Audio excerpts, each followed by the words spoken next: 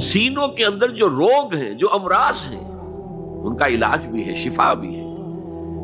شفاء لما فی الصدور۔ تیسرے درجے میں وہ ہدایت ہے، وہ بتاتی ہے کدھر جاؤ کدھر نہ جاؤ۔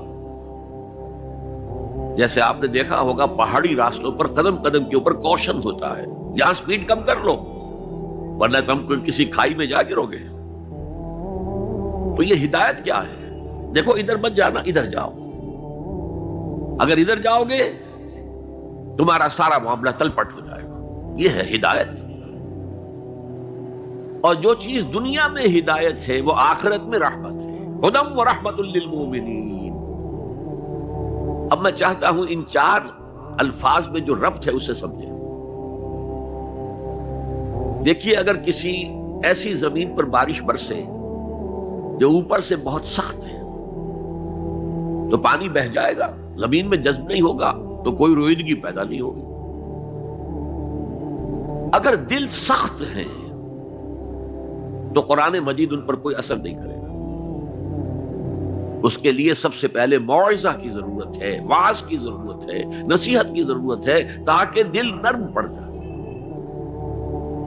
انسانی دل جب سخت ہوتے ہیں تو ان کی سختی چٹانوں سے زیادہ ہوتی ہے۔ سورہ بقرہ میں فرمایا ثم قست قلوبکم فہی کالحجارۃ او اشد قسوہ۔ یہودیوں سے خطاب ہے، ثم قست قلوبکم من بعد ذلک فہی کالحجارۃ او اشد قسوہ۔ اے بنی اسرائیل، تمہارے اس طرز عمل کے نتیجے میں تمہارے دل سخت ہو گئے اور اب وہ پتھروں سے زیادہ سخت ہے۔ لہذا سب سے پہلے ضرورت کیا ہے؟ دل کی زمین کو نرم کیا جائے، اس میں حل چلایا جائے۔ یہ کام ہے موعظہ کا، واعظ کا، نصیحت کا۔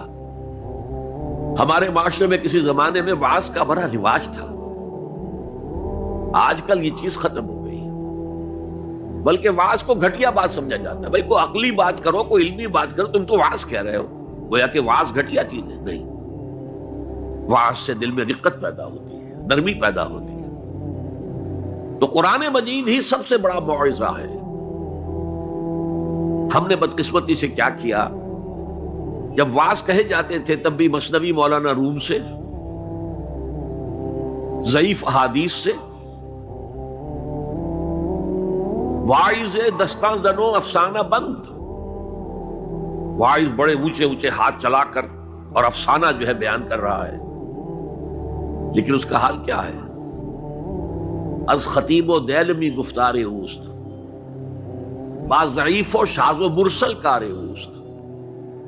وہ خطیب بغدادی یا دیلمی کی جو احادیث ہیں، جو سب سے گھٹیا درجے کی کتاب حدیث کی، سب سے کم تر درجے کی کتاب حدیث کی، ضعیف کتابوں کے یوں سمجھئے کہ بہت بڑے مجموعے، وہاں سے وہ حدیثیں لا رہا ہے۔